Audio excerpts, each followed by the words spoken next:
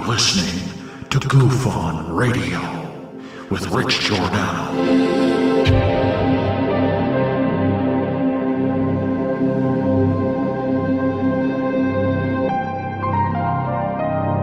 My personal belief is that there is very compelling evidence that we may not be alone.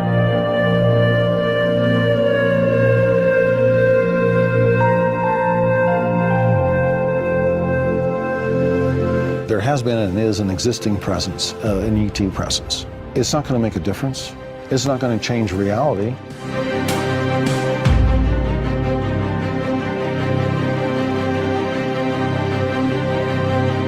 I believe, as do the other folks that were on the flight, that when we visually saw it, that it was something not from this world.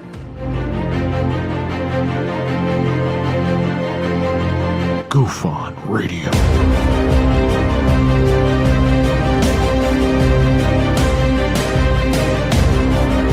You were either in or you were either out, brother. But the cream will rise to the top, oh yeah. GUFON Radio with Rich Giordano.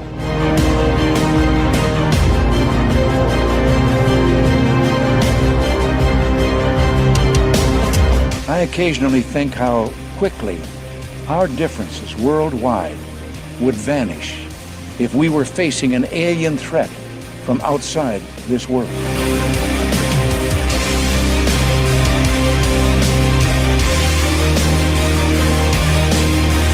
GUFON Radio. Remain seated, please. Permanecer sentados, por favor. You're listening to GUFON Radio with Rich Giordano.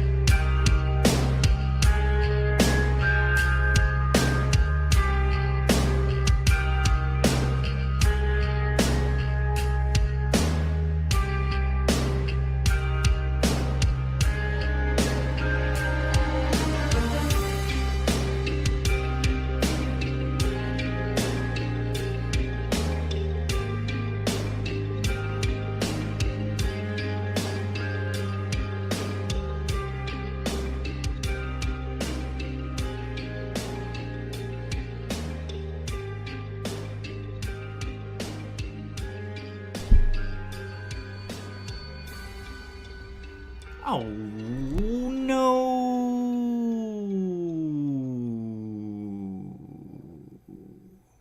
All right.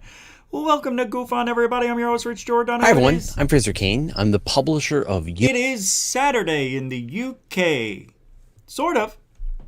Barely made it.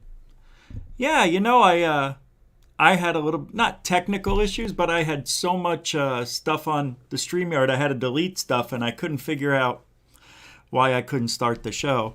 So I had to delete some previous things and move along. But here we are. You made it to Saturday, halfway through the weekend. I'm happy you're here. It is 6/11/22.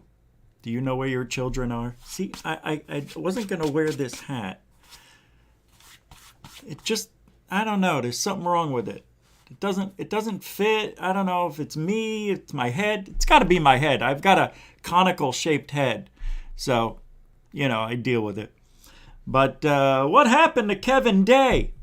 Holy jeez, this poor guy. What is going on with poor Kevin Day? Did you see the interview last night on Third Phase of Moon? It's pretty amazing. It was good. Yeah, a lot of good stuff. I want to talk about that. It's actually interesting to see Kevin Day in all of his glory. But I think something is quite wrong with the fellow. Poor little guy. Yeah, I don't know, man. I don't know.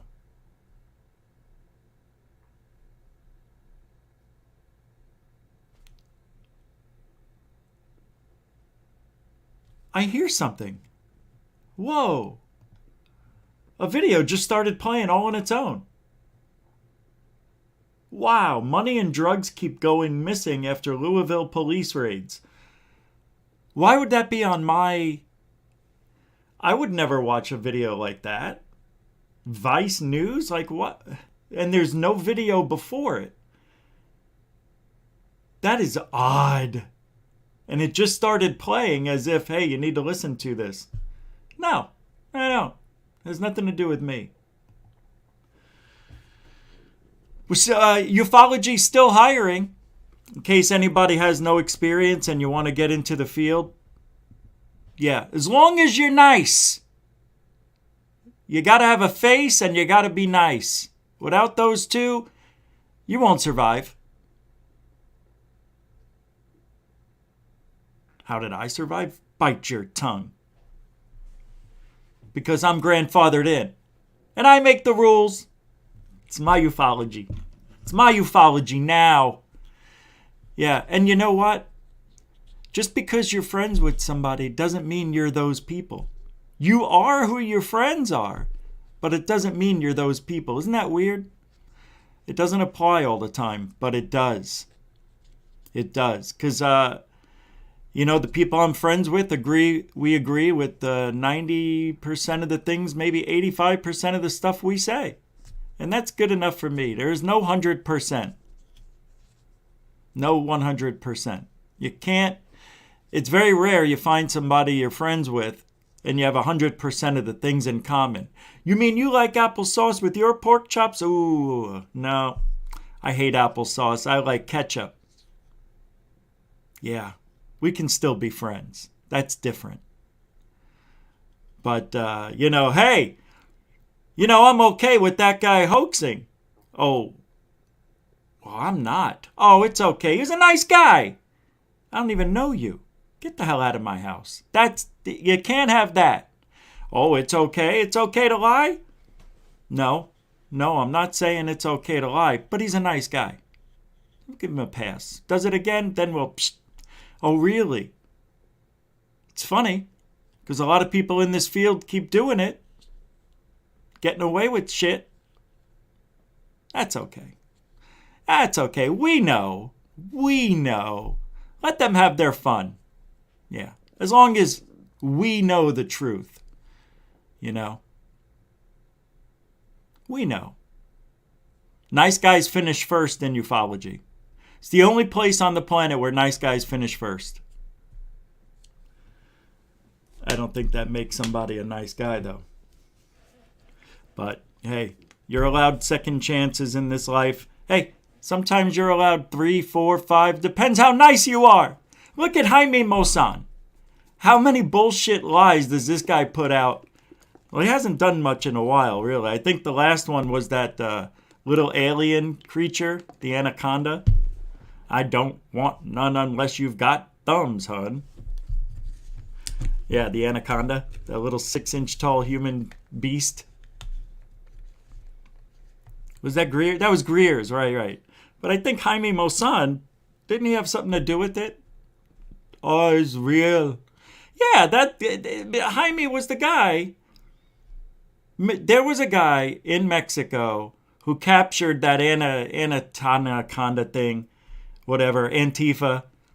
He captured it in a bear trap, and it was screaming, and you know, ay, Kikamaco. And they picked it up by its tail and put the alien being, or 6-inch human, whatever it is, and put it in a vat of acid. And it survived for a little bit. And then it kept making loud noises. And then, you know, after a while, it stopped making noises. And that's why I think that one has it looks like it's coated in something. I don't know, man. It looks fake, but it looks real. It was x-rayed and everything, and it had the proper ribbage and all that other stuff. I don't know, man. I don't know any human that would have a tail. This one had a tail. I think it was a monkey. It was a little monkey? Was it a monkey? It might have been a monkey. It was a tiny, tiny monkey man. That's what it was. Monkey Man, coming to theaters near you. Roll call, everybody. Mike Rotundo's here. Welcome to the show. Yeah, hold on. Sisters. That's all I want to say about that. Welcome. Elliot B's in the house. Welcome to the show. Akashi Chris, how are you? Welcome to the show. Matthew Conley, welcome to the show. Rich, I've been in this so long, we were referred to as the alien geeks or alien weirdos. That is long. That's, yeah, if you've been in it, I think that goes back to the 60s? 70s? Because I grew up in the 80s, 70s, 80s. I don't remember alien geeks growing up or alien weirdos. Either one I don't remember. It must have been the 60s. Welcome to the show, Matt. Mind blown over UAPs. Welcome to the show. The Gorilla Gamer. Welcome to the show. Yeah, oh. Yeah, everybody smashed the like button so much. It's not working. Just glance it. Just give it a kiss. Like this. Dun, dun, dun, dun, dun, dun, dun. Marvindale Likens Jr. Welcome to the show. Bredis!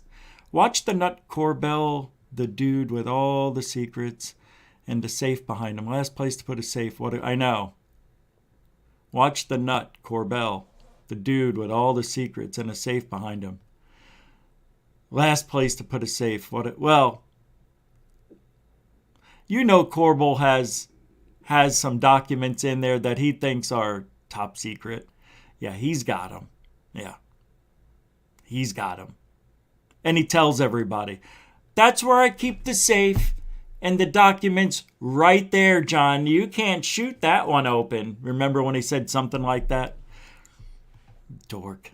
Helen Christ. And then how about Lou Elizondo doing his last interview on that show with the rifle behind him on the wall? Hey, I love my Second Amendment. I may be far, far left, but I love the Second Amendment. Ooh, don't say that, Rich. Hey, Lou's woke. Yeah, of course he is. What's up, Helen? Welcome to the show. Hey, I don't care, left, right, center. Doesn't matter to me. What matters is what actions and what things people say. I don't care what affiliation. But that's who it comes from. Brian Yates, welcome to the show. Crazier, hey, welcome to the show. Mike Johnson, welcome to the show. Hey, whoa, hey. Well, that just jumped like weird. Hold on. And now, I thought I saw Coral. Yeah, I have, there she is. Joker37, welcome to the show. Tony, introvert, welcome to the show. Isn't that cruelty to animals? I know! They should have arrested that guy who's dipping a possible monkey man in a vat of acid to kill it because its tail was caught in a bear trap. And it was screaming in agony. He couldn't have just put a bucket over it and sat on it. You know what I mean? Why do you have to do that? Let me tell you why. Because it's fake. If it doesn't make sense, do you know how insane and how cruel that really is to do to any animal? That this guy just, he put him in some acid and they put it on TV. Telling that story on one of those TV shows. And he put it in let's just say, a vat of acid. And the being kept crying and screaming. They take him out of the acid and he's still alive. So they put him back in the acid. And he's screaming. And then it went silent. And then when they pulled out the creature, bloop, he was limpless. He was limpless. He was limp. He was limpless. Wouldn't that make him frigid or rigid? Frigid. What a dork. What's up, Tony? Paula Faust, welcome to the show. XTVS, welcome to the show. Deadbutt, I think I said it, I'll say it again, welcome to the show. Coraline, welcome to the show. Raymond Laurence, welcome to the show. Wilka, welcome to the show. Truth-ertainment. Pew. I know. Kapow. Welcome to the show. And Arden Paranormal. What's up there, Chief? Welcome to the show. All right, let's get started. Hey, Crystal Ovni. What's up? How you doing? Kim Beresford. Kevin's girlfriend here. You lying sack of shit. He's one of the kindest. Yeah, well, I didn't say anything there. What did I say? Did I say something yet? I haven't said anything yet. Let me say something first. I don't care if you're Kevin's girl. Wait. I don't care if you're Kevin's girlfriend. Don't care. Hey, we go by the way, I go by what I see. And that guy, and what he said. And that's, if you're his girlfriend, why would you act that way anyway? Why would you say F off? Why would you make yourself look so proper in front of hundreds of people? That will be thousands once I let everybody know Kevin's girlfriend was here. I don't think she understands. I don't think you understand how this works, lady. Your husband put him, your husband, girl, guy, whatever. If this is even her, who knows? He's the most kindest, most gentlest. Fine, he is. But something's wrong. And it looked like, and forgive me if I didn't notice this, it looked like, I don't know, if something, did he have a seizure? What happened? Yeah, it was pretty bad. Started shaking. Yeah, it's pretty scary. Yeah, I don't know if Kevin fell asleep or he passed out or something happened. I don't know. Maybe he stroked out. Stroke or ace. That's not how you defend your boyfriend's honor, ma'am. Please, be a little bit more respectful to your husband. He would appreciate if you wouldn't say anything. Or your boyfriend, whatever you want to call him. So let's mark down that one there, Kim. And welcome to the show. Crystal Ovni, if I didn't say it, I think I did, but I'll say it anyway. Welcome to the show. Stavro, welcome to the show. Can you believe it? I'm his girlfriend. You're a jerk. He's the nicest, most kindest, gentlest man on the planet. He wouldn't hurt a fly. Just knocked the clock off. He wouldn't hurt a fly. Smack! But he would kill one. Come on. He's a human. You put yourself out there like that. You know what I mean? Well, too bad. I'm talking about him. Something wrong with Kevin Day.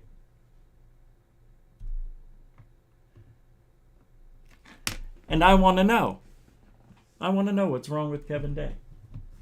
What's wrong with that?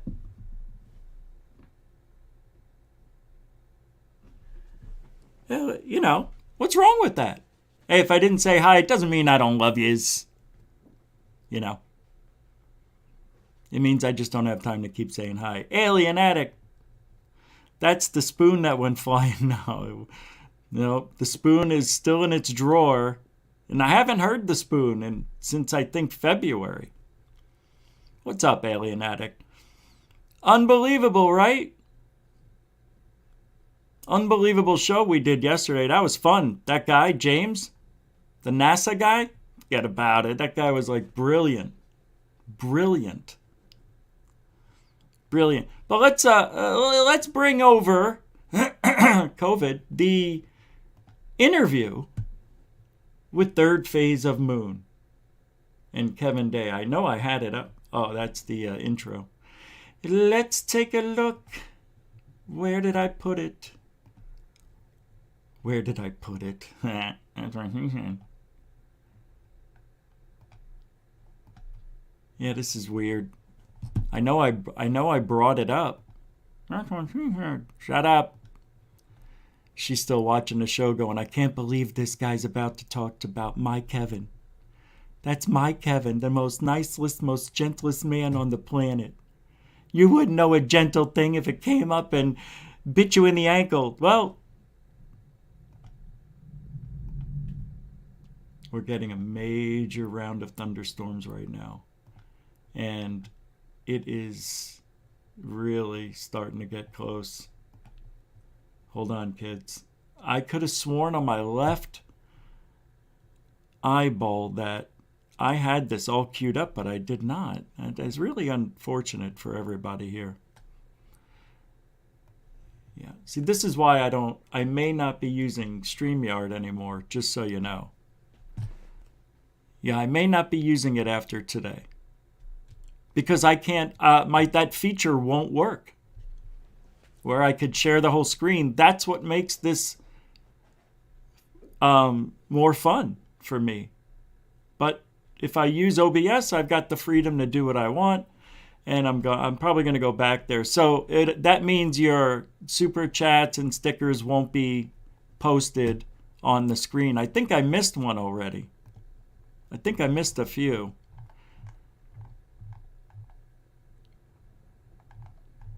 Hold on. Denbub.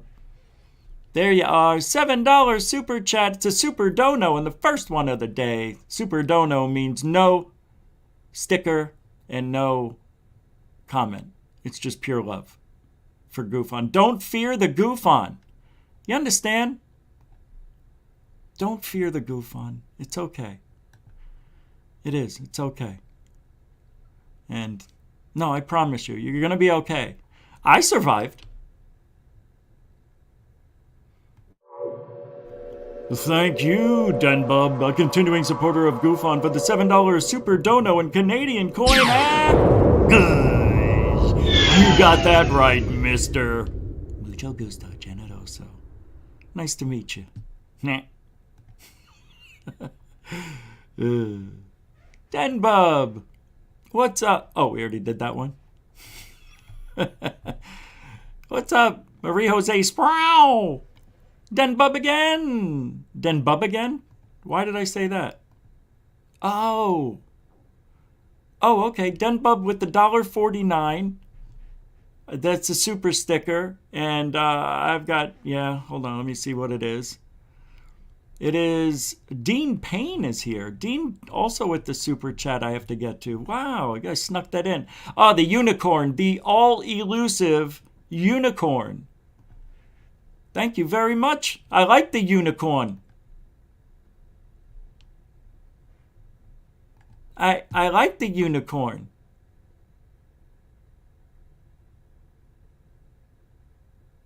Mucho gusto. I forgot what I was going to say. It's over. It's over before it started. John, that's not the next one. It's not the next one. It's Dean Payne.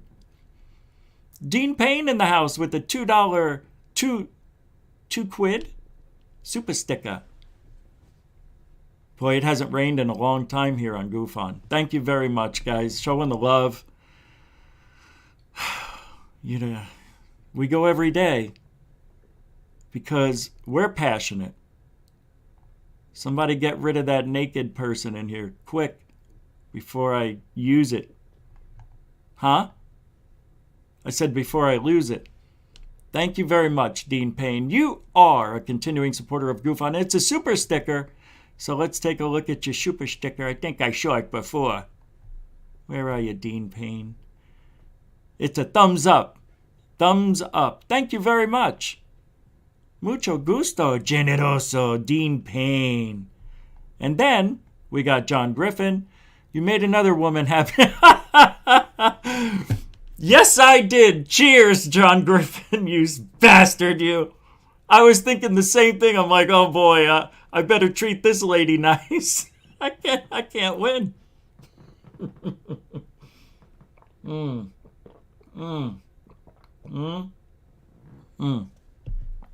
I'm sorry, I'm having breakfast. Thanks, John. Very funny. Very funny. A continuing supporter of GUFON. It's Hellfire. $2 super chat. Hey, Richie. It's Wolfman Jack. Nobody here. A lot of people here know Wolfman Jack, but there's a lot of people here who don't. Hey, this is Wolfman Jack coming at you. I can't do it. Now I hurt myself. Finally made a live show. Been super busy. Have you? Too busy to give yourself 2 hours? I'm joking, man. I know you're busy. Believe me, I know. I see things. I hear things. I know things. I shouldn't know. Thank you, Hellfire Studios. And a continuing supporter of GUFON. I'm surprised, because don't fear the GUFON. Fear the lies is what you need to fear. You can't trust anybody. Did we not see that this week? Did we not see that? I got itchy. Did we not see that? It is now, after what we saw from unidentified S4, Anthony, can we all now agree that we can't trust anybody? And they're still hiring. UFOlogy hires all the time. You can't get enough people in this field. Now, I really can't trust anybody anymore. I was trying to trust. I was getting there. You know, Third Phase was trying to teach me how to trust. You got to trust some people, Rich. You can't go around your whole life not trusting anybody, more or less. They didn't say it verbatim that way, but they're a positive couple guys. You know, they're very nice, very positive. And I am too. But when it comes to people, they understand. But they give more chances to people than I have. So I started to open up. What did I do? Look at what I did to UFOlogy by opening up. Let me explain to you how much I ruined this field. Listen, I ruined this field by showcasing Fessler. Remember? I brought that fool here. I did. Me. I brought Camby in here. He went from 55, 60 people to 125. You're welcome, live. But I brought that poison here. Right? Me. Who else? There was another one that I brought in. Wreaking havoc. Poison. He's nowhere to be found. Lying. Poison. Oh, yeah, and I introduced Anthony. Well, Anthony's a nice guy. It's not that. It's now, there's an asterisk next to his name. Forever. I'm mad. I'm still mad. I'm very angry. Which is why 2 days in a row I'm talking about UFOlogy hiring nice people.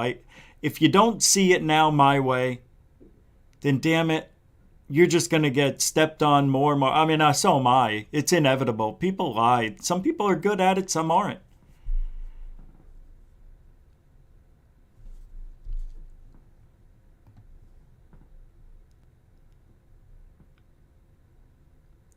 No, not only do we delete these people, they don't go to timeout. Yeah, we got to get rid of them for good. Hide you. Anything that's... Yeah, I think you did it right. You did it right. I was just reading the messages. Thank you, Helen. Mm-hmm. Thank you, Helen. You did it right. I was just looking at what was in the writing, and it didn't match that they were hidden from the channel. You did it right. You did it right. I'm not picking on you. Don't get mad. I know. Every woman's going to get mad at me by the end of my life. I'm going to die, with the village people around my bed. That's what's going to happen. You are gonna die and see God. You are gonna die and see God.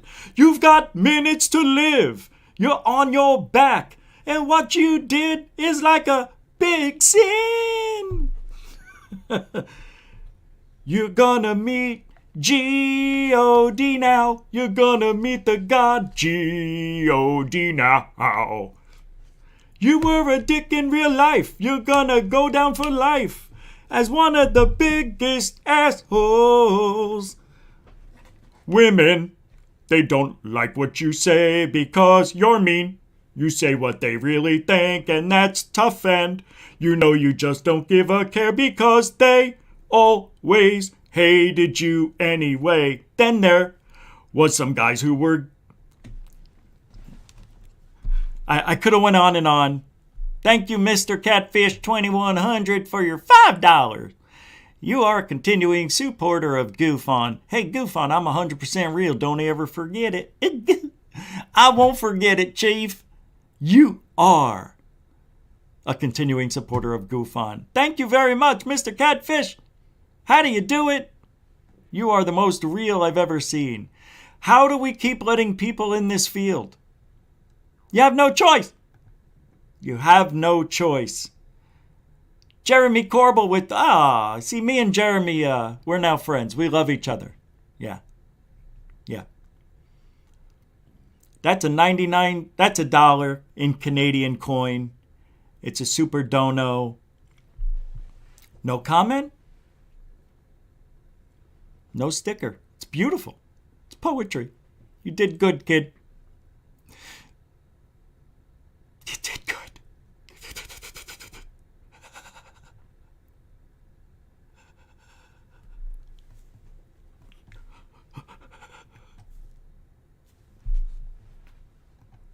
I'm so mean. You're gonna die and that's A-okay too.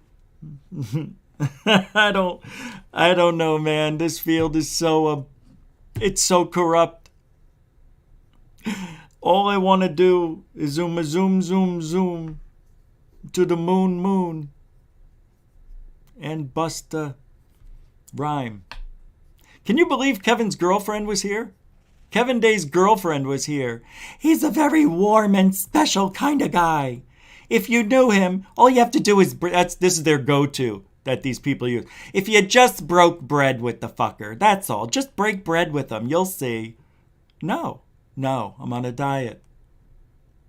Yeah, no bread in my life. I'm diabetic. Trying to kill me? Huh? Alfie Joe Bob, what is this? A $5 super sticker. You are a continuing supporter of GUFON. Yeah, it's weird. Usually we do have more people. I noticed that. It's slow week. Shh, slow week. I also started a little late today. Shh. And I didn't put the show up until 30 minutes before. Shh, it's okay. Alfie Joe Bob. I'm looking. Wow, we've got super chats galore here. There you are. Hey, it's a Lemonhead and his son, Lemon Kid. That's awesome. Lemon and Lime. Lemonhead and Lemon Kid. Blowing their horn, tooting their own horn. That's what that is. Thank you very much, Alfie Joe Bob. That is beautiful, tooting your own horns. Next. Who's next? There's a lot. I know, I saw a few. There's Alfie Joe Bob. All right, I guess I'll go down to the next one here. Is it Mark? It's Mark? Mark.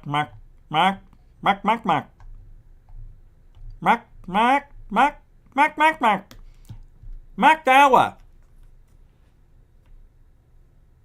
That's a $4.50. 50 quid. I know. Super sticker. It's a good one, too. Have you seen these? It's a very good one. It is the Lemonhead and Lime Boy tooting their own horns. I love it.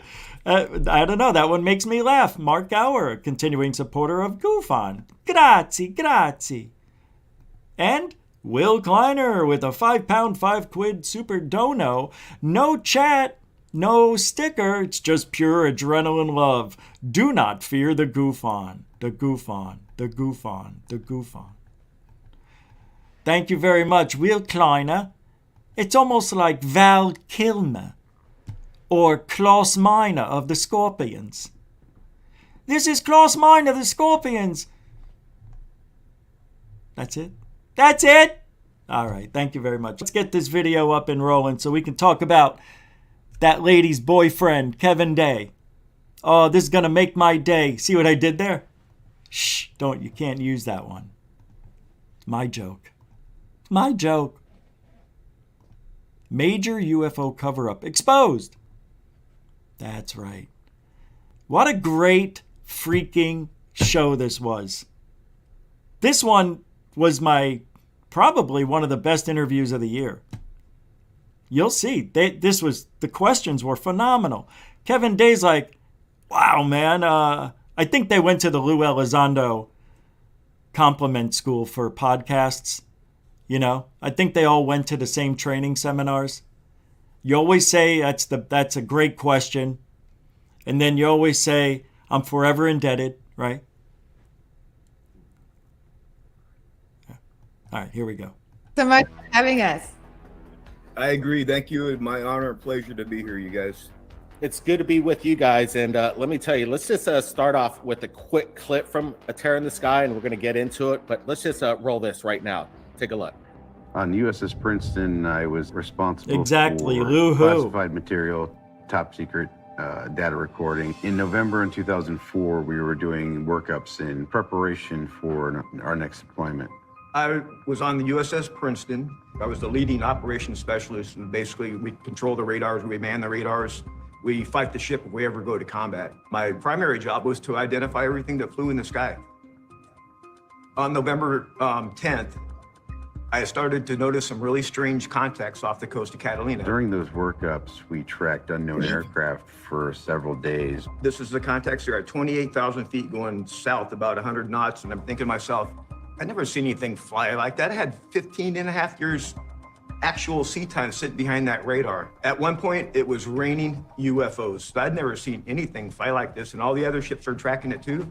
Fast Eagle flight happened to be airborne. Commander Fravor, the first one to launch off the Nimitz aircraft carrier. These objects fell out.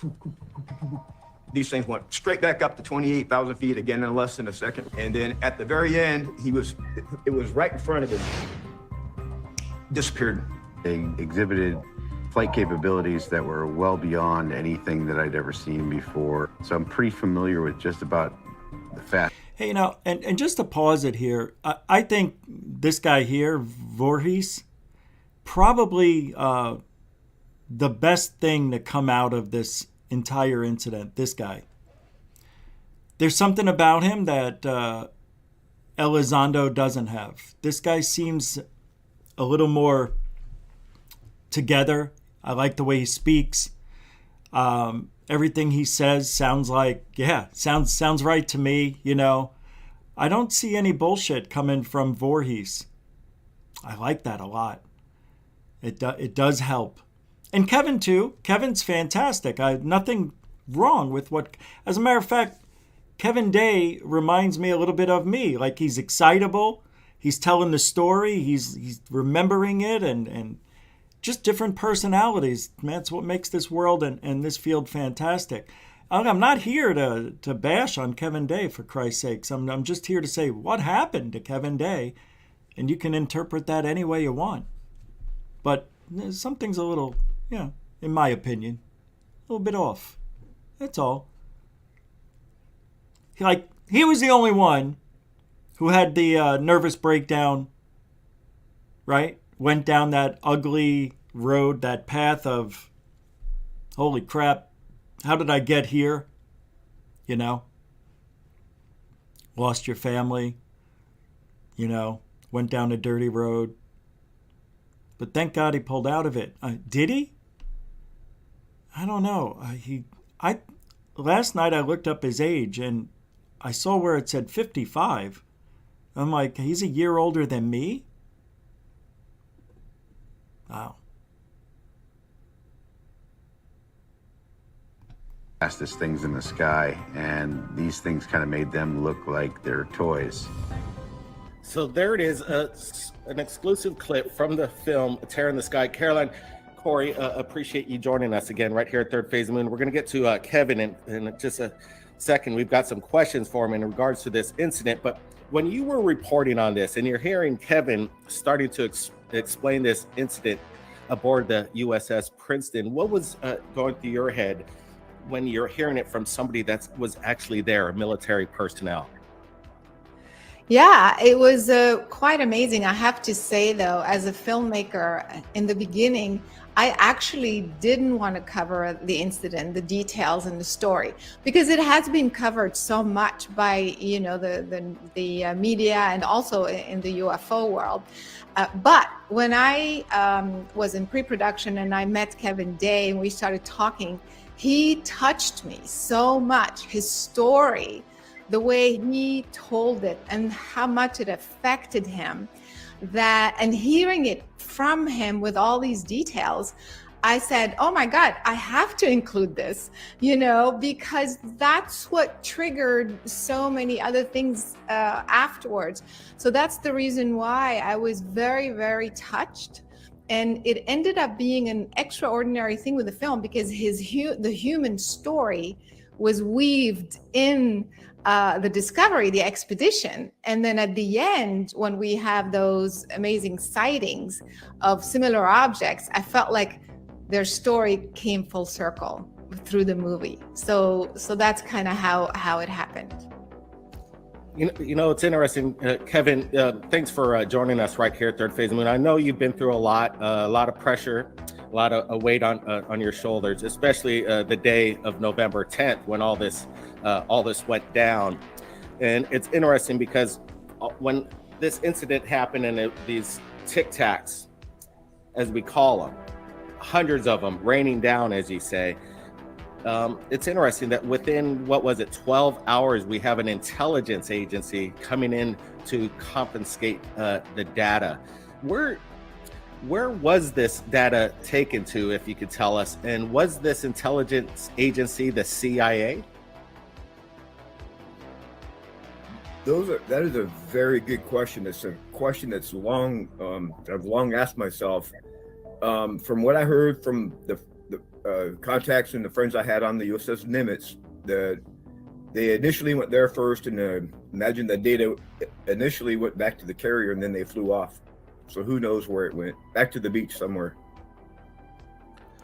So within 12 hours or so, right, when they came in and confiscated the data, it seems that this has happened before. If we go back in time to 1958, during the Roosevelt encounter, the Franklin D. Roosevelt. In 1958, there was this mass sighting of this large craft, and again, within a couple hours, the CIA was there that confiscated the data. And so it seems like history is kind of repeating itself over again. But my question to you, Kevin, is: does it make you think, if they were so prepared to board the ship and confiscate the data, that they were actually maybe conducting their own exercise because they were there so quickly, they kind of knew exactly what was going on, and maybe this was a blue kind of exercise? I have to tell you, I would be shocked if that was the case, and I have to tell you why.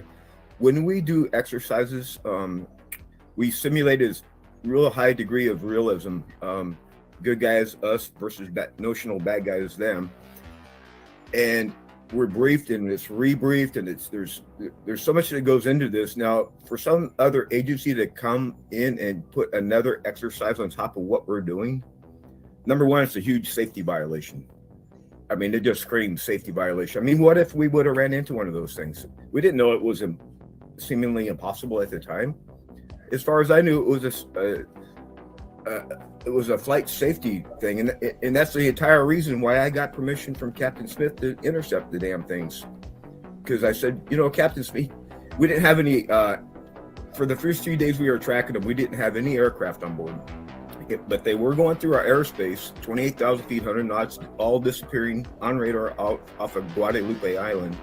You got to remember, we're floating all over the ocean, but they still disappeared all in the same spot. It was amazing, and it was several days. And if I counted up the number of days we were tracking these things, it was about 100, like he had said. But it was in groups of 5 to 10 at a time. And they weren't hurting us. They were on our data links. Every ship was tracking them, and it was reported back to the beach. They weren't in the NOTAMs. Notice air mariners would give us a heads up. If it was another exercise, they didn't publish it in the NOTAMs. Doesn't that seem awfully strange to everybody? the details are weird. So we have one incident that we know of where Kevin Day asked permission to send out interceptors with no ammunition, because we know David Fravor did not have any ammunition because he said it. So did Alex Dietrich, because it was just training exercises. So how many times did they send out interceptors? If you add up all the days and it's over 100 times? When did he send out that first interceptor? Was it 30 days in? Was it the 100th day in? Was it the second day in? I think he said that. I think he said after a few days or something like that, it got his attention. I guess they were getting close. I don't know. I want to listen to that one more time. I know I hate to back up. I rarely do, but because it's a good answer. But the question was, could it have been could it have been us? Are the tictacs us? And are we creating a situation where they have to be chased by us? So wouldn't you do that against the best in the world? Yeah, you can't do it against your adversaries if it's us, right? Kevin says it's a safety issue. So how many times did they get close? Close enough to send out interceptors with no ammunition, just to get a closer look, I guess, right? Here it is again. I would be shocked if that was the case, and I have to tell you why. When we do exercises, we simulate a real high degree of realism. Good guys, us, versus notional bad guys, them. And we're briefed and it's rebriefed, and there's so much that goes into this. Now, for some other agency to come in and put another exercise on top of what we're doing, number one, it's a huge safety violation. I mean, it just screams safety violation. I mean, what if we would have ran into one of those things? We didn't know it was seemingly impossible at the time. As far as I knew, it was a flight safety thing, and that's the entire reason why I got permission from Captain Smith to intercept the damn things. Because I said, Captain Smith, we didn't have any, for the first 3 days we were tracking them, we didn't have any aircraft on board. But they were going through our airspace, 28,000 feet, 100 knots, all disappearing on radar out off of Guadalupe Island. You got to remember, we're floating all over the ocean, but they still disappeared all in the same spot. It was amazing, and it was several days, and if I counted up the number of days we were tracking these things, it was about 100, like he had said. Right, so basically what he said, they didn't have any planes on board the first few days he was tracking them, so they were getting within their airspace, and then he got permission. Didn't say he asked, he just said he got permission or was told to send out interceptors. All right, interesting. It makes you wonder, though. Was it us in 2004? Was it us with this technology? Now, back in the 90s during the Gulf War, I found a video, which I don't know where it is anymore, but I'm just going to tell you what it said. And it was an Afghanistani soldier talking about the drones that the Americans were using in Afghanistan. And he said, we had never seen any drones like that. They were just stopping on a dime and shooting straight up at a sight. Hypersonic speeds from 0 to hypersonic. Like that. So they've had this technology for a minute. Turned it into drones. Maybe they turned it into the tic-tac. Maybe, maybe not. We don't know. But it does make sense for us to see, and it doesn't make sense. It's like, if you have all this secret technology, you must have a place where you can fly and test it, right? Where nobody will know. Why don't you get your own pilots, the best in the world, and see how they act against them? Maybe they did. Maybe they wanted it to be like real world. You know, things are a little different when you know it's real world instead of a training exercise or whatever. Anyway, we'll continue on. But it was in groups of 5 to 10 at a time. And they weren't hurting us. They were on our data links. Every ship was tracking them, and it was reported back to the beach. They weren't in the NOTAMs. That's what Ryan Graves said. You know, they weren't. Or was it Corbell? I can't remember. Why? Oh yeah, it was Corbell. That's right. Corbell said we shot at them. Right? We were shooting at them as of a couple of weeks ago. Yeah. There's a war going on. We don't even know about it. Mariners would give us a heads up. If it was another exercise, they didn't publish it in the NOTAMs. And finally, the Air Wing came on board, and we were going to do an air defense exercise. Been briefed for months. Cap Smith comes down to combat and said, "Hey, sir, you know, we've been tracking these things, and I have no idea what they are, and I'm very, very concerned about safety of flight. I do not want to run into one of these things, because if we do, someone's going to ask you and me, sir, why we were so damn curious about these." He's like, "You're right, Senior Chief. Intercept and VID, visual ID it." And the rest is history. Incredible. Do you think, again, it's just amazing to me that they're just so fast to confiscate this data that seems to maybe, just curious, what's your thought process and why they actually came in to take the data? What are they afraid of? Because we're missing a lot of this data of what you're actually saying, tracking these things, moving from one point to another in an amount of time that kind of defies physics. Is this what they're afraid of? Why are they confiscating this? That is such a huge question, and right. And I want to know if these guys are talking about it, why aren't they arrested? You know?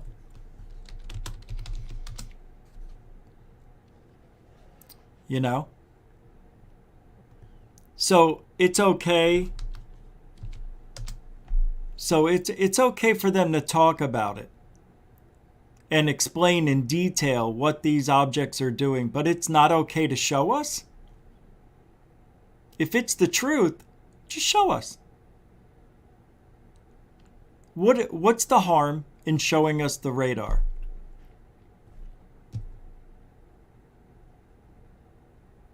Does that verify their story? Sure as hell does.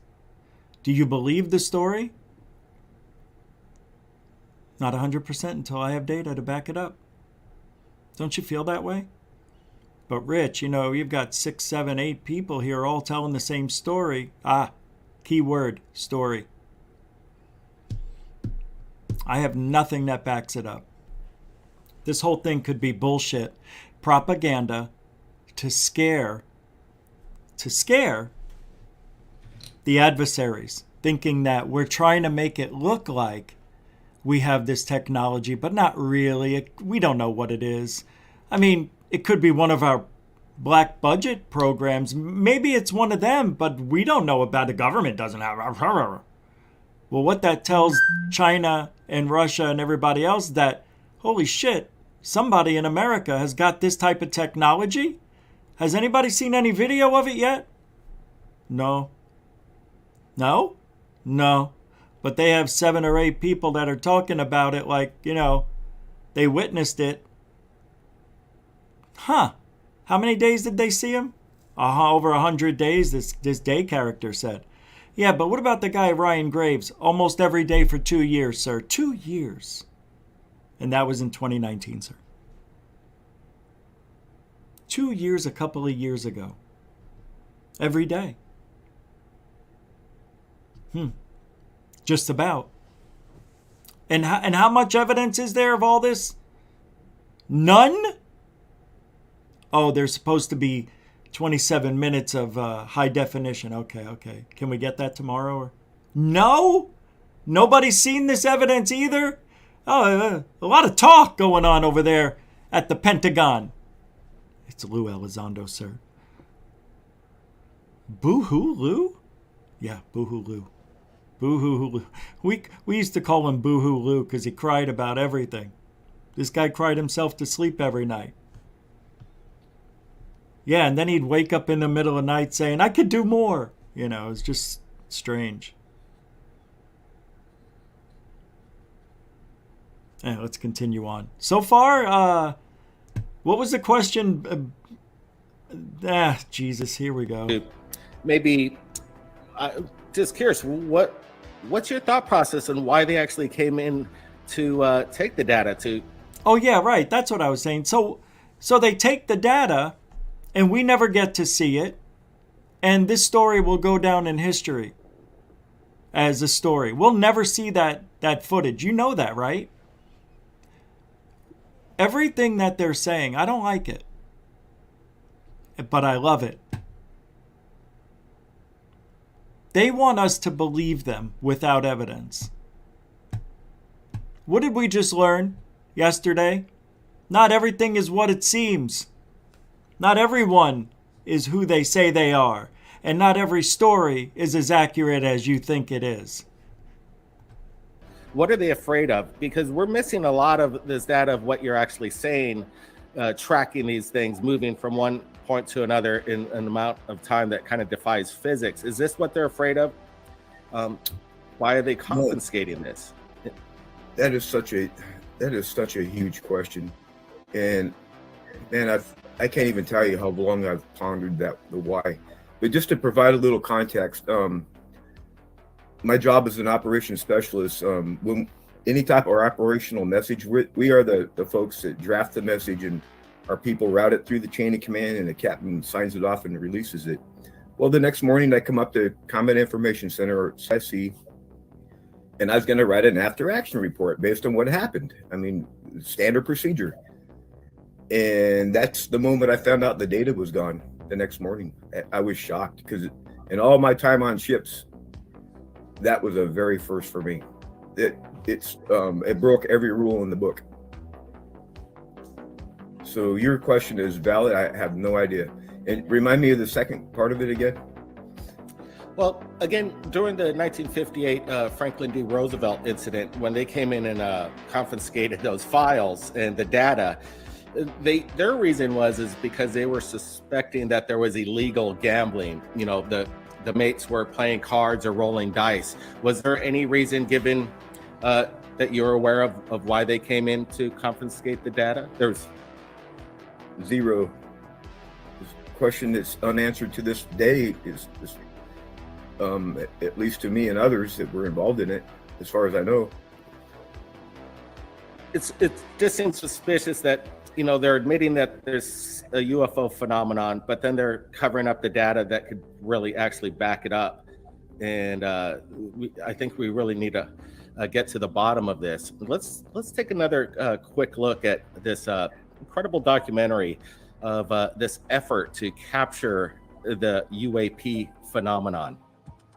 The next morning I get up, I said, what the heck? I'm gonna write a very detailed message about what happened. I went back up to Combat Information Center, CIC, and one of the lead technicians, he looks at me and says, Senior Chief, the data isn't on the ship anymore.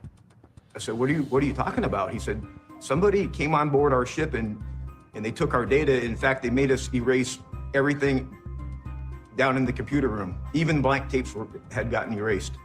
We had our data recording for all of our equipment taken off the ship. And on top of that, you know, we were ordered to erase everything that was left in the shop. And for them to take it, it was highly unusual. I raised my hand and said, I think we got a safety issue here. And I would try to describe what happened, and I got laughed at. I got ridiculed. There was jokes posted, there was cartoons posted about me. And I got so frustrated that it ended my career. Some of my shipmates lost careers, lost wives, lost, you know, the ability to be able to see their children. You know, these are all the consequences of these events that happened that we're told to not talk about. And it was really scary. It was really lonely. And at one point I didn't know what I was gonna do. I had gone through all this pain and suffering, if you will. You know, it's tough when you're experiencing this. You see the data and it's right there, and then if all we could do is get this data to vindicate your story, Kevin, it would be a different world that we're living in right now, I believe. Caroline, when you're filming this and this emotion from Kevin Day's coming on, what's going through your thought process? And again, what do you think of this confiscation of this evidence? Yeah, in terms of the filming, like I said, I already knew his story, but the way he said it on camera, I was like, yes! He was really being himself, expressing his true emotions. You don't get that, very often in documentaries, because you're supposed to be just delivering the facts. And he was just being himself. So I was ecstatic that his story was coming out in this authentic way, but then in terms of, I think it's very, very strange that they would show up. Yeah, the whole thing's very strange. They showed up just minutes, hours, days now. It was within 12 hours. I think Kevin Day said that he went to bed and then when he woke up the next day, the files were gone. So about 12 hours, within 12 hours or so, coming in off a helicopter. See, I don't know, man. If they came within 12 hours, I don't know. I thought they came within minutes. Within 20 minutes, I thought it was, after Fravor landed. Came back and landed. I don't know. I guess it's not. I guess I'm confused. This is why we do this, we... even including myself, mishear or forget. There's so much going on. It's hard to remember everything, man, but that's why we got to pay attention to what everybody says. But Kevin Day, his story's amazing, man. I just want to know really what happened to the guy. That's all. Like why did he let this get to him? And nobody else let it get. Some people are more emotional than others. I get that. But I don't know. Maybe he's got health issues, Not everybody's the same. Yeah. And nobody's kicking him when he's down. That's not what's happening here. So for his girlfriend to come around, supposedly, and say that was cute. Nobody said anything yet. And then they talk about the movie A Tear in the Sky. Pretty good stuff here. Play a little bit of that. Why not? I don't know if I can, but I am. Just using state-of-the-art equipment, I say to myself, it's about time. This is an unidentified, unclassified new phenomenon. Wow, tictacs. Navy tictacs. Maybe. Caught on our cameras. Yep. That's incredible. Crazy. William Shatner was good. All right. I don't want to play too much of that. Go a little forward here. There's another good question coming up for Kevin Day, I think. I'm curious to know, in regards to the phenomenon, during this happening on the USS Princeton, were you thinking about UFOs or extraterrestrial life prior to this? And since that event, have you had any other paranormal experiences afterwards? Any sightings yourself? The short answer is no and no.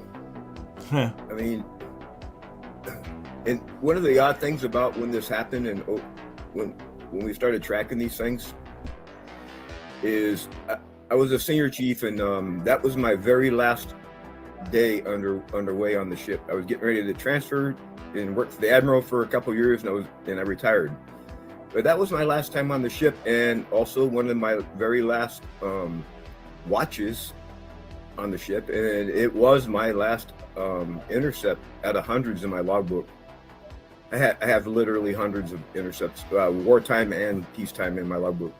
This was my last one. Wow.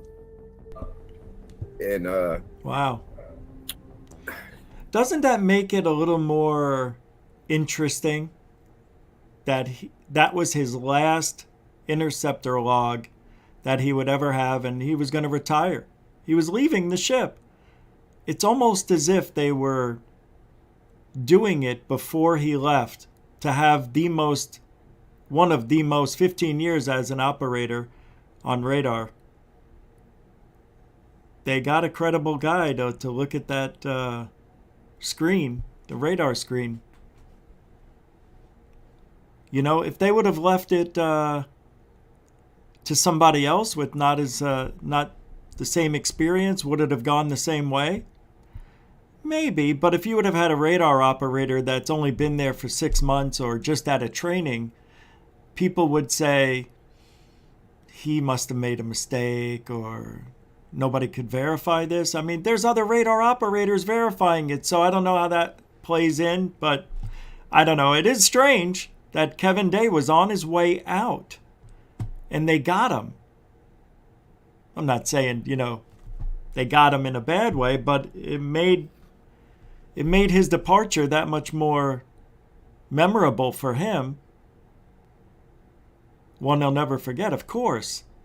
But it's a strange coincidence, isn't it? The guy's about to retire. That's like the guy in the cop shows. I've been on the force 25 years, never been shot. And then he gets shot the day before or the day of. He's supposed to retire, dies, or never is the same after that. It's weird. I wonder if Kevin Day was targeted. Could he be a targeted individual? You know what I mean.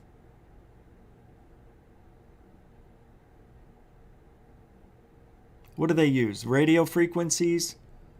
Put thoughts in your head, maybe? Maybe you see things.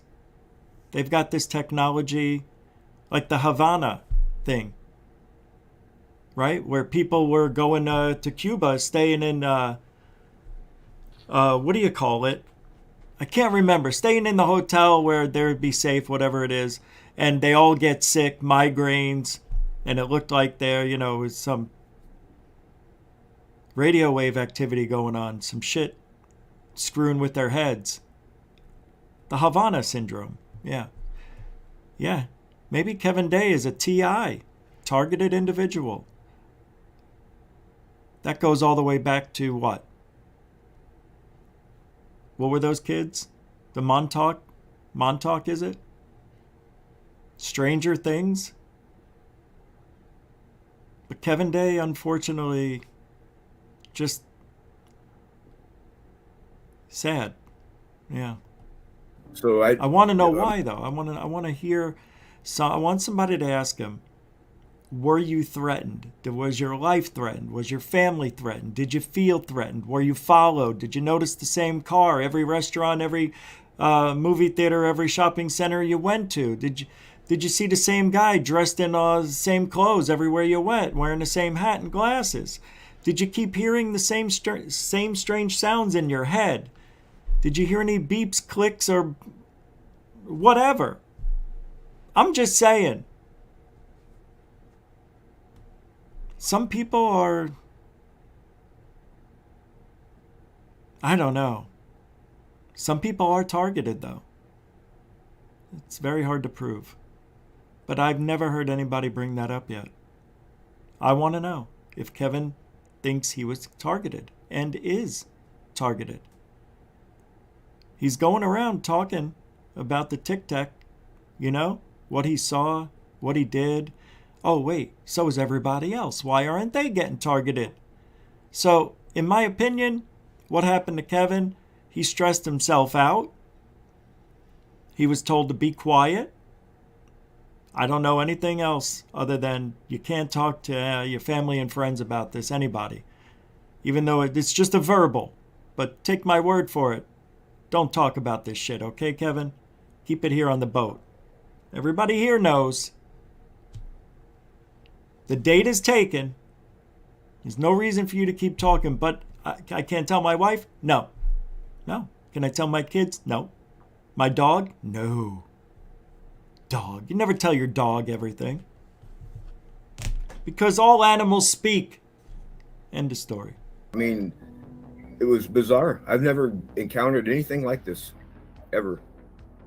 And I had years and years and years behind that radar, hundreds of intercepts in my logbook, but nothing like this. When you talk about the Congress and how you were thinking, well, you're saying I would like to go on Congress. What was your what's your thought process of the recent hearings in Congress? Was when you heard the witnesses talk in the Congress questions to the witnesses? Well, I think it's a move in the right direction, and they need to hold more of them, in my opinion, and they need to invite more witnesses. Michael W. Hall, he's an attorney at UAPX or nonprofit, and he's represented me, and he has sent a letter to the Congress, letting them know that I'm willing to testify. All I have to do is let me know, and I'll be there. Yeah. All right, let's get to Travis here, talking about their cameras and what they're doing. Because if people report that they pulsate. And my theory is that there must be some sort of information or data. So what if a UAP is off in the distance and it's modulating its brightness, changing its brightness with information pattern? They're communicating with us, right? That's the and when you theory I convert have. that to sound, our brains and our ears and various computer algorithms could find a pattern in that. That's correct. We can also take that sound that we receive and put it right back on the transmitter. And send it right back to it. Right back to them. So if they're sending out data we don't understand, we can say, here you go. Well, see, and that's the first protocol in any communication is you say, hello, world. If you hear hello, world, you say hello, world right back to them. Hey, Michael, go ahead. So as we're watching this, it's interesting to note that you have the guy from he's Skinwalker Ranch. What's the gentleman's name there? Travis Taylor. Yeah, Travis. Good old Travis. So what did he bring to the that the Nimitz encounter, that was just, the radar didn't work. So then the pilot's eyes were also deceiving them. At the exact same time, the radar wasn't working properly. And the radar wasn't working properly at the exact same time the FLIR cameras wasn't. It's just so absurd to claim that multiple devices and multiple different imaging modalities were all conveniently malfunctioning at the same time, telling you the same thing. That is absolutely insane. So why not show us the actual videos then? Prove it. Prove it. Show us the money. Anyway, you can watch the rest of that on Third Phase of Moon. I'll put the link to that show in the description right after this show ends. Yeah, that was pretty good. Yeah, Kevin Day didn't really say much, but that we haven't already heard. But it was good to see him and Caroline, is it? Corey? Caroline? She's pretty good. It's a good movie, Terror in the Sky. It was just like a longer, it was like TV show. But they gave it their all. What I wanted to see more out of a Terror in the Sky, and I think they could have done this, was teach us about the cameras. Yeah. So we got a camera here, and it's got this on the back, and if you put it on this setting, you would get this, this, and this. Tell us what these blips are. Tell us what the graphs are showing. I mean, they did very little of that. They did it with a couple of them, but they had a lot of equipment there and didn't really see any results from any other of the any equipment. We just saw a couple of things. So, yeah, I don't know, man. They put all that effort into it, and it was just like watching a TV show. Just a regular. It wasn't really like dramatic or anything, it wasn't like a normal documentary, but it wasn't bad. It was just interesting. That's all. It was watchable, and I would recommend watching it. Why not? But You know, the title of my show tonight, so what happened to Kevin Day? I don't know. And that's what we're still wondering. Why are we afraid to ask him these questions? What happened to you? Why did you go down this dark path?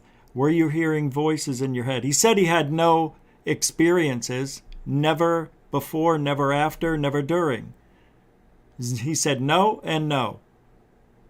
So, was he threatened? Is he lying? Did he have a vision in his sleep that maybe, was he attacked? When he was looking into the radar, did the energy go through the radar into his head, giving him subliminal messages? You know what I mean? Is that what happened? Is that the type of technology we're dealing with, where they could infiltrate our technology and go right into our head? I would think they have that ability. If they can go, if they're interdimensional beings, they can do that, I think. To create another, not to create, to jump from one dimension to another in just a blip. No, it's not happening. I don't believe it.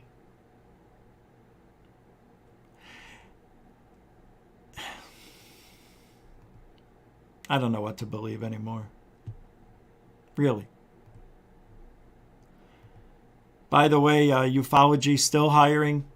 All you need is a face.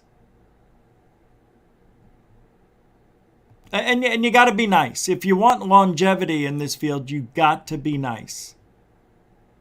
Yeah. No, this way, if you make any mistakes, it's all right. It's all right. You're a nice guy. Nice guys finish first in UFOlogy. It's the only place where it's done correctly. That's why it's so odd. Usually, people, nobody would talk to them after something like that. But in this field, it's okay. It's okay. He's a nice, they're nice people. Look at Jaime Maussan, right? You want to talk about Greer? Greer's making a lot of claims, not a lot of proof to go with it, but so far, Greer's on that level. So is David Wilcock, Corey Good. They fit right in there. Basiago, right? Mr. Time Traveler, back to 1863 or 4, wherever the hell he went. Lincoln, right? There's a picture of me wearing an old man's shoe. Give me a break. Now, if he would have said, that's me at the same age, not when I'm 10, can't tell that's him. Stupid. Bledsoe. You can be like Bledsoe, have that original experience, and then just keep adding on to it as just because it's fun. He's a nice guy. You got to break bread with him. Once you break bread with people, everything changes. It's true. It's true. It's true. It's true. I said it's true. Yeah, it is. It's true. Yep. Yeah. Well, we're getting spammed the whole show. It's okay. It means we made it. We made it. Everybody knows it's the haters. Who cares? Just keep deleting them. That's why we need a few moderators. In case that shit happens. I would have never known. You guys are doing a great job. A great job. All right. So, just a little bit of love. I got some things I'm going to play here.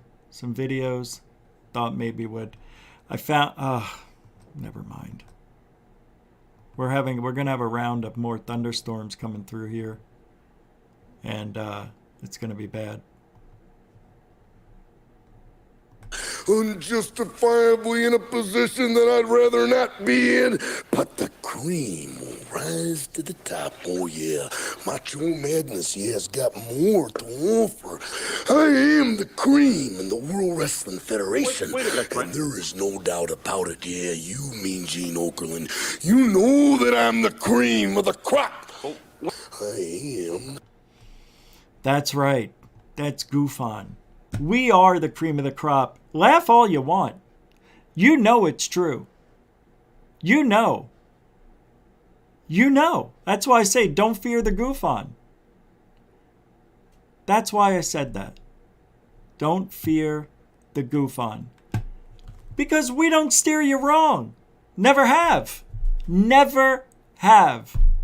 And besides, I'm a nice guy. I should get all the chances in the world. I'm the nicest guy I know.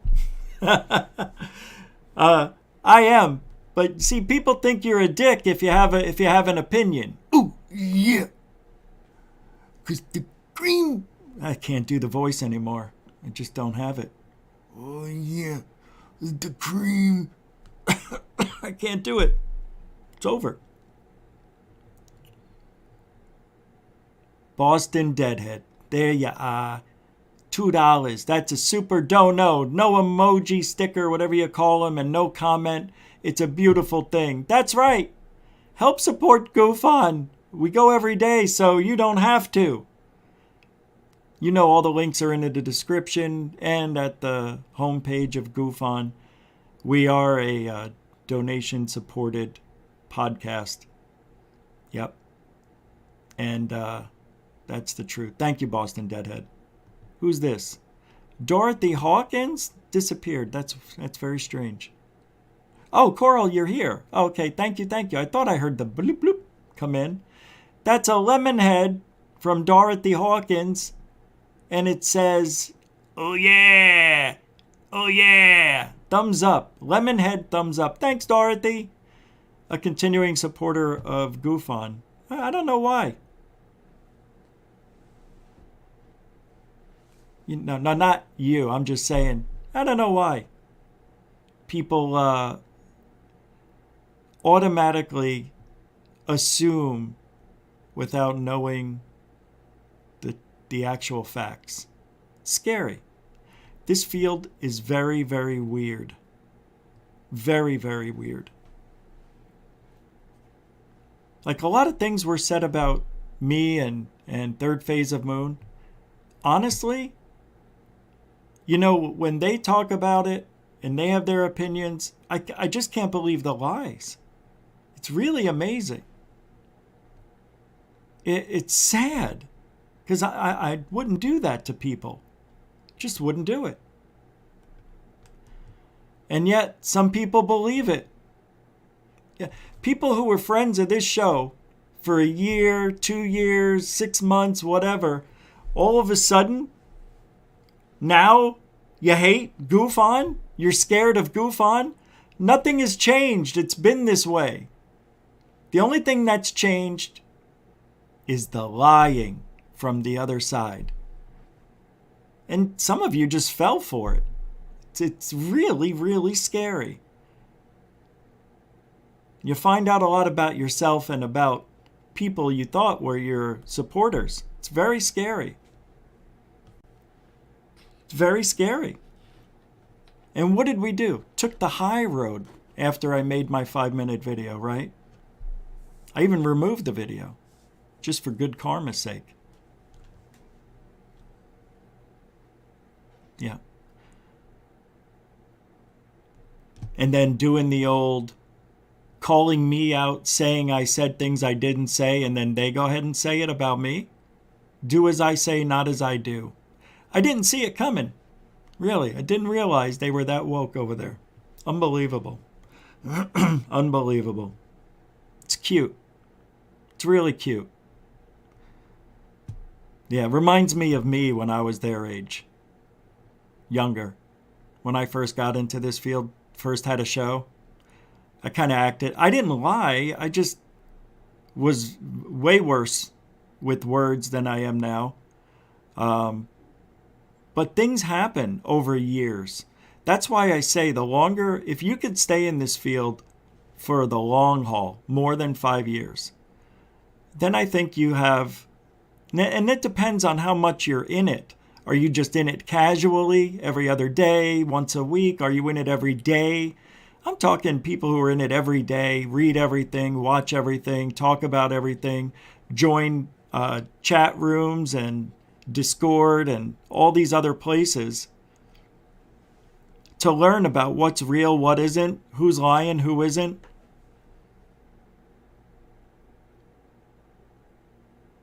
And it takes a long time before you can start seeing that it's never going to change. This is the way it is. People will be people. And that's that. You know the people you see on the Walmart videos wearing the bullshit clothes and they're just weird, right? They're wearing shopping carts on their heads and stuff like that. Those are the ones that are here in ufology now. They're here. Everybody's got a computer. Everybody's got a phone. Everybody can stream. Everybody thinks they have the answers. Everybody thinks they can do it better than the last guy. Hey, give it a try, man. You got nothing to lose. But you can't lie. Shouldn't lie. Shouldn't. And that is so unacceptable what has happened that I don't even think about it. I actually put it out of my brain up until now. But as soon as I'm done talking, it's as if every one of those people are dead to me. Yeah, it doesn't affect me anymore. Now I laugh. I'm like, it's ridiculous. You're going to do and say all that, and you were friends with me too. It's so stupid. So that makes you just as stupid as everybody else. It's so stupid. All of a sudden, it's unbelievable. Mystic 15 for $5. Dake couldn't handle being made fun of by his superiors, peers, and subordinates. The more it got to him, the more they did it. It broke him mentally. Yeah, what I did was genius. The parody, freaking genius. And I did it in one take. No script. Just came out. It's a rare thing. Don't fear the GUFON. Love the GUFON. GUFON is really fun. I'm telling you, you got it all wrong. If you think that this is the place where dreams are broken and fantasy land doesn't exist, you're wrong. It does exist. It exists. I believe in certain things. So what? We got to make fun of each other. Thank you, Mystic 15. Mucho gusto, generoso. A continuing supporter of GUFON. Don't fear the GUFON. I know. Every day this week I had to say something. Just a little bit to let you know. I know. I know what's going on. And a lot of you are very nice people sending me messages and screenshots of shit and a lot of stuff. I just don't care. I told a couple of you, yeah, you don't have to send me anything because I really don't care. I know what they're saying without even seeing it. Because that's how easy they are. Because that's what they do. Who cares? It's child's play is what it is. It's child's play. I have a video here I want to show you.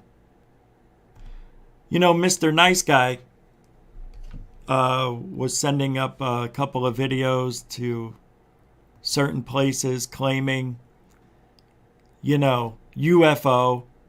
And then I found this video, or maybe somebody sent it to me. No, I found it. This video right here. Watch. What do you think? You don't think these balloons are being used? I mean, look at the end, the little twist tie that I talked about. I had this video for several days. I just kept forgetting to show you guys. This is what they're doing. And when you let these go at night, and it's a half a mile away, it looks like a UFO, especially with the psionics camera. But you see the problem with this one? It's not completely filled up. And also, when it gets up in the air and that thing is really full of air and it's rigid, rigid. It looks like a hot dog, doesn't it? That's what she said. Shut up! These things look like cylinder UFOs at night. So there you go, kids. So that's what I'm talking about. That's the actual objects. I think I have the storm of the century here. Let me pull it up. I wanted to show this to you the other day when we had the most violent storms I've ever seen. Hold on. Wait until you see this. It's pretty amazing, actually. It looks like hurricane weather. It is unbelievable. Wow. It's hitting the back of my house, so I had no idea it was raining this hard. It's so windy. Yeah, it's behind me, so I'm not getting wet. Whoa. Oh no. Oh no.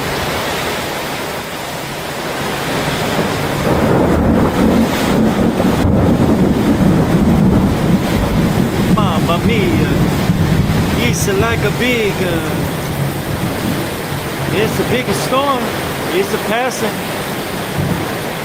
Kind of skirting around me, but I'm going to hold this here. It's coming down now. Holy shnikey. Oh, it's so windy. Oh my god, it's actually cold out. Look at this.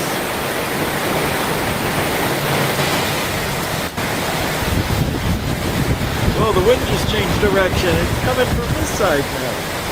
Oh, you mother's ass. Oh, that little birdie. Oh, shit.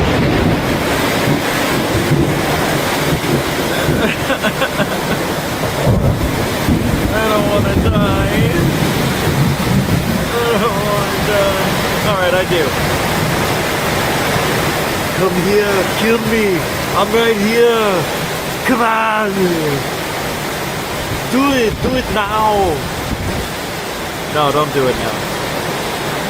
Holy mother of monkeys!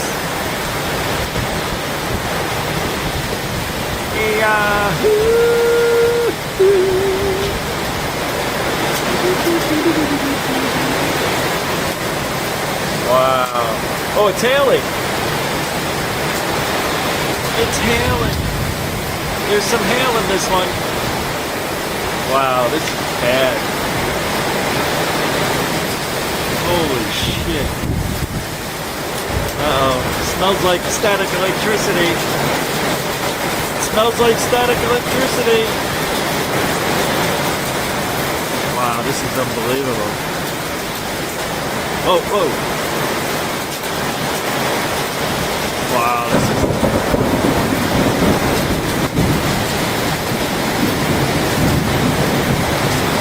Wow.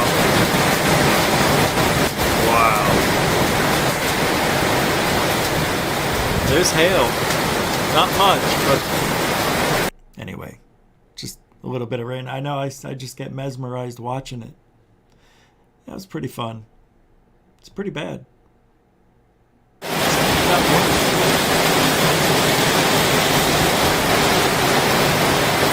weird.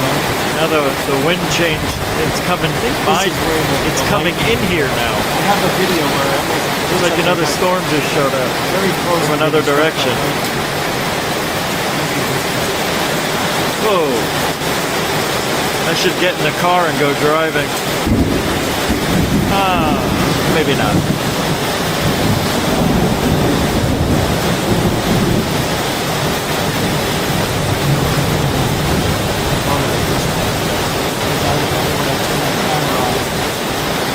La la la la la la la la la la la la la la la la la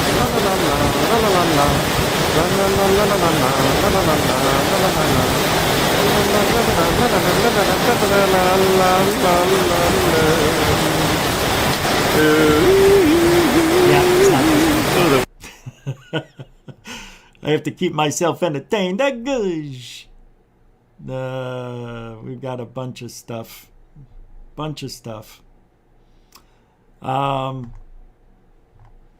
Man. Yeah, we're gonna be getting storms right now. I can hear it thundering a little. Yep. All right, let's get a few more things here. What's that? Here we go. Hold on. Never. Major UFO cover-up okay, no. Yeah, it's starting to rain now. You know what's really weird about nature? Elephants. Elephants fascinate me. That little thing they got at that trunk, that thing is bizarre. It is. It's an alien on an alien. Watch this. It's scary.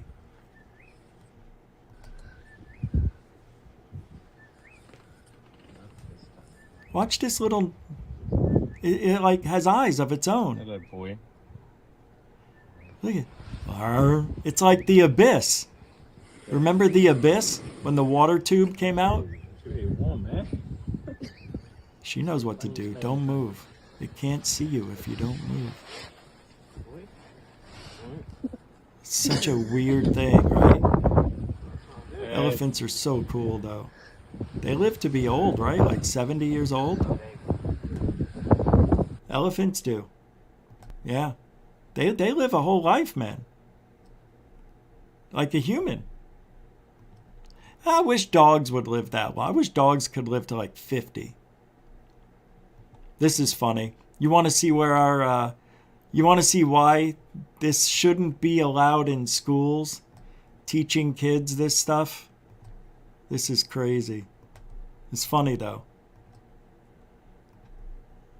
Kids explaining gay marriage. I thought this was fun. Tell us what gay marriage is? I know nothing about that yet. You don't know anything about it? Could you tell us what gay marriage is? Where a boy marries another boy. Okay, and could it be when a girl meets or marries another girl? No. Just a boy meeting another boy? Yeah. Wow, what would it be called if a girl married another girl? Lesbianism. Do you think anybody should be able to get married if they want to? Yes. How come? Well, because if they want to, they should be able to. Would you want to get married? Not really. How come? Because when you get married, the other person is entitled to any money the other person has. So it's a financial issue for you? Yeah. Could you tell us That's what gay so funny. That is awesome.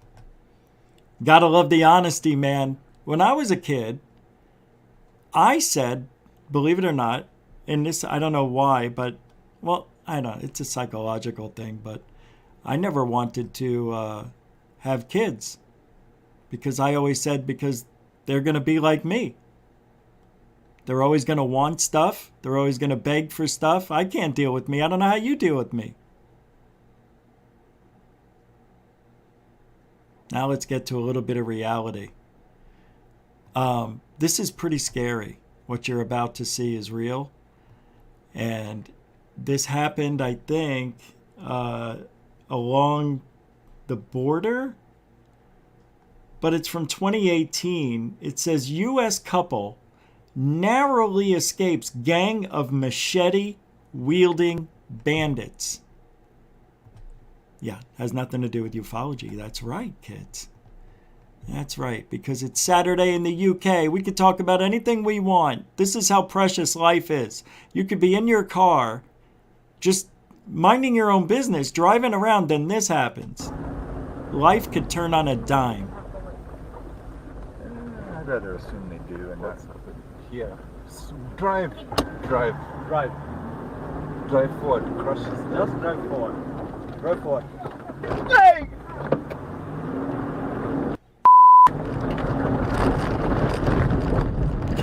sergeant. Still there? Yeah.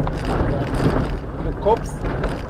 Anyway, they get away. But Jesus. Did you see what that guy had in his hand? Well, machete, but it's hard to see now. There it is. Unreal. He's got one here. These guys will chop you up and rob you. And then they'll take your tires. Yep, that's what they do. They steal your tires, Ma. It's all about tires in Mexico. You got to get around, man. Can't get around on a square. Come on. NASA, as you heard, is launching their studies into the unexplained. I don't understand why they're announcing this. This was 2 days ago. 3 days ago. Comes years after speculation about events in the sky that cannot be identified as aircraft or known natural phenomenon. Phenomena? Dun, dun, dun, dun. Phenomenon. No. It's an announcement the space agency stressed that there is no evidence UAPs are extraterrestrial in origin. But it said it was important to find out what they were, in part because NASA is required to ensure the safety of spacecraft. The study will look at identifying available data, the best ways of collecting data, and how this will be used to move the understanding of UAP forward. It is expected to take 9 months to complete in collaboration with experts in the scientific, aeronautics, and data analytics field. When it's completed, it will be shared publicly. Bullshit! I smell bullshit. NASA believes that the tools of scientific discovery are powerful and apply here also, said Thomas Zurbuchen. We have access to a broad range of observations of Earth from space, and that is the lifeblood of scientific inquiry. We have the tools and team who can help us improve our understanding of the unknown. That's the very definition of what science is. That's what we do. The United States' interest in unidentified aerial phenomena has grown significantly recently, although has not shed more light on the origins of mysterious lights in the sky. The first congressional hearing on UFOs in decades, which took place last month, ordered little new or conclusive information. Intelligence officials told lawmakers that they still weren't sure what the unidentified objects seen by military pilots actually are. We want to know what's out there as much as you want to know what's out there, U.S. Undersecretary of Defense of Intelligence and Security Ronald Moultrie, who oversees a new Pentagon program investigating UFOs, told lawmakers. We get the questions not just from you. We get them from family members, and we get them night and day, not just in committee hearings. So finding out what's out there is important. And good luck, NASA. NASA. Need a serious answer. That's the new NASA. All right, this is amazing. What I'm about to show you, I think. This was never supposed to be leaked? What is this? Oh, wow. I don't remember this. Let me pull this up. Check this out. Hold on. This is interesting. I don't remember pulling this up the other day, but here's a little clip of something that says, this astronaut discovery was never supposed to be leaked by the government. Huh. I wonder what the... Astronaut discovery was never supposed to be leaked by the government. We've heard about space roar, the alleged unsettling noise of space, but for the most part it should be relatively silent. I mean, it is a vacuum, after all. That is exactly what makes this story the plot of a horror movie. Back in 2003, Yang Lui became the first astronaut sent into space by the Chinese space program. That's an amazing accomplishment and likely a very exciting adventure, so imagine his surprise when, as he's sitting in his space shuttle and he hears a knock. He described it as, quote, someone knocking the body of a spaceship just as knocking an iron bucket with a wooden hammer. Come on. Okay, perhaps we could just chalk this up to some extremely reasonable explanation, but he's not the only one who's heard it. There were other Chinese astronauts between 2005 and 2008 who reported hearing similar sounds, and it's not like you can just open the door and check. Get out of town. Get out of town. That's amazing. Amazing. How is that even possible? You know? I don't know what they would hear out there, you know? But it's not as important as about this. Check this out. Happy birthday, Marie Jose Sproul! 71. Happy birthday, Marie Jose Sproul. Happy birthday to you. 71. You're old. You're young. You're fun. Love you. Did I say she was old? I didn't mean that. You're young. You got a long way to go.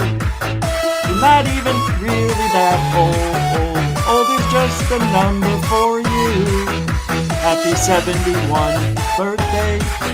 It's really fun to say. Happy birthday, Marie Jose. Wow! Happy birthday to you. Yay! Come on, I have to joke around about the age. Thank you very much. Unbelievable. There's a time and a place, and the place and time was right here, right now on GUFON. Who else sings birthday songs like GUFON? Nobody. We do it here. We love you. And thank you, Helen Crystal Energy, for the £2 saying, Happy 71st birthday, Marie Jose Sproul. I found out about 40 minutes ago. I was just waiting for the right time. But I seen, Helen Crystal Energy posting it. What better time than there? Yeah, I was going to do it, but I was getting towards the end of the show. Time and a place. Perfect space for your birthday. I'm so happy. 71. I didn't think. You don't look it. That's for sure. You don't look 71. I know. I've never seen you. I know. Thank you. Is she mad? She's mad because I said she's old? It's old. 71's old. See, that's why people hate you, Rich. Yeah, I'm joking. Come on. I say it to everybody.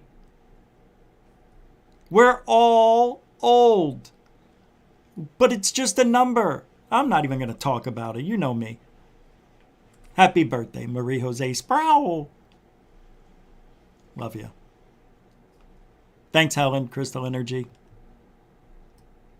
Well, what better time than to end the show?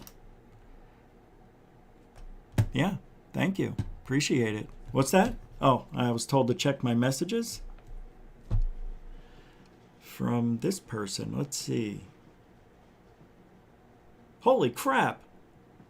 Oh, thank you, man. David Wilcox.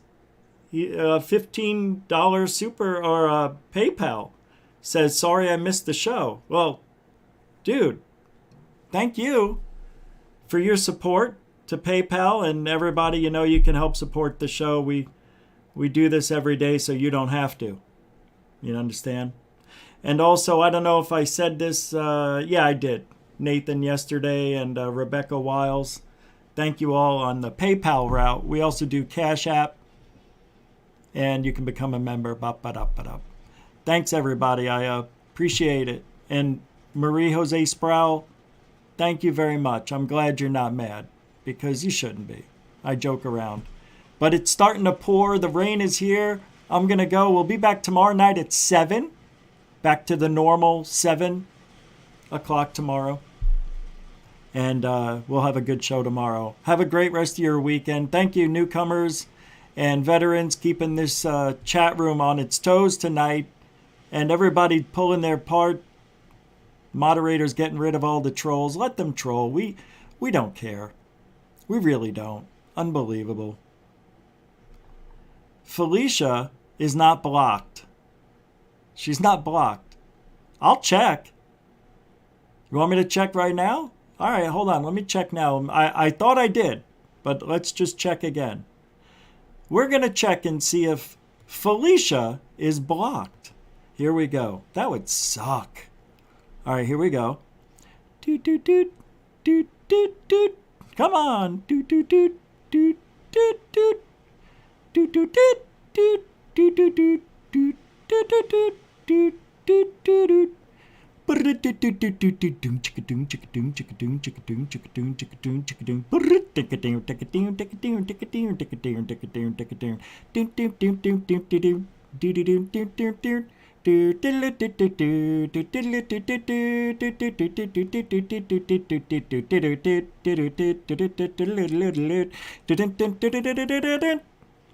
Dun dun dun dun dun dun dun dun dun. I'm still looking. Dun dun dun dun dun dun dun dun dun dun. Dun dun dun dun dun dun dun. Woo! Dun dun dun dun dun. Wow! Dun dun dun dun dun dun dun dun dun dun dun dun dun dun. Dun dun dun dun dun dun dun dun. Dun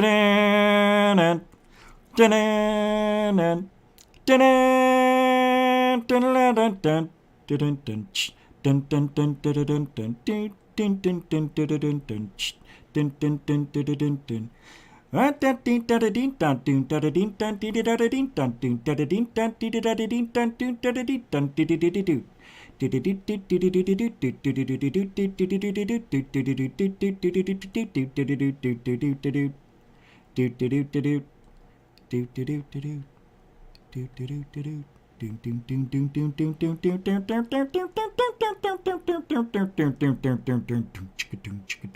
She's not blocked. She's not blocked. Thank you everybody for hanging out. I did check PayPal. Yeah. Today I just got David Wilcox. And yesterday was Nathan, which I talked about, and also Rebecca. So that's all I have now. So I hope that helps. Rich, 70 is the new 60. 50 is the new 40. Yeah, you're right. You should never, ever put a younger picture of yourself up. I don't like that. There was a girl that I was attracted to, right? And then when I saw the picture, an updated one, I was like, what the fuck? That's false advertising. That's false advertising. Tomorrow's Goof on You. We're going to talk about, not only are we going to talk about ufology, we're going to talk about how to be a human tomorrow on Goof on You. If I remember to do it, Goof on University tomorrow. It's class number 2. Anyway, we'll be back tomorrow night, 7 o'clock. Goof on You. Have a great weekend, everybody. Hold on, I'm getting messages that seem pretty important. No, not important. And Josh and Artemis, don't forget, will be live tonight. Are they live tonight? Let me take a look. I'll take a look. What the hell? Doot, doot, doot, doot, doot, doot. Come on. What's today, the 11th? Nah, they're not on tonight. Tomorrow they're on at 9 o'clock. No, tomorrow they're on an hour before. No, they're on at 4. So Josh and Artemis are at 4 o'clock. We're at 7 tomorrow. Good night tomorrow night. All right, and that means a good night now. Hope you guys have a good weekend. There's no outro music, so I'm going to do this for us. For the outro music, if that's okay. It's already going. Why don't I hear it? Oh, there it is. All right. Thank you, everybody. Hope you have a wonderful night.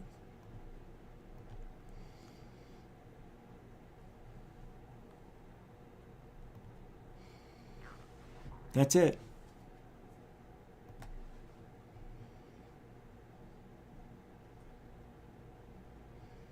Doesn't seem loud. Have a good night, everybody.